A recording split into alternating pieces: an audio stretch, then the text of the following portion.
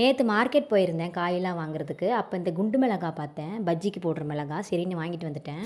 இப்போ பிரேக்ஃபாஸ்ட்டுக்கு மிளகா பஜ்ஜியும் பச்சை சட்னியும் வச்சு சாப்பிட்லான்னு பிளான் பண்ணியாச்சு. மிளகாவை ஃபுல்லாக போடாமல் அதை 4 பீஸாக கட் பண்ணிட்டேன் குட்டி குட்டியாக.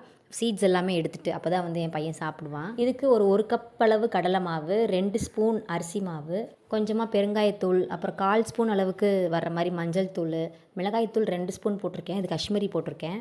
இது போட்டால் கொஞ்சம் நல்லா சிவப்பாக இருக்கும், பார்க்குறதுக்கு நல்லாயிருக்கும், அதனால் அதை சேர்த்துருக்கேன்.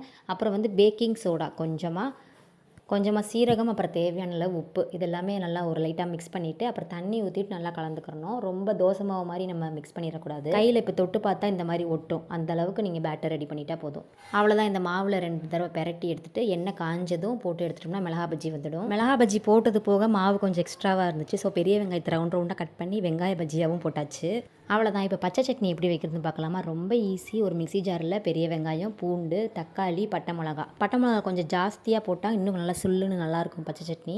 இதை அப்படியே ராவாக அரைச்சி ஊற்றிட்டோம்னா அவ்வளோதான். இதுதான் பச்சை சட்னி ரெடி ஆகிடும். சூப்பராக இருக்கும். கண்டிப்பாக ட்ரை பண்ணி பாருங்கள்.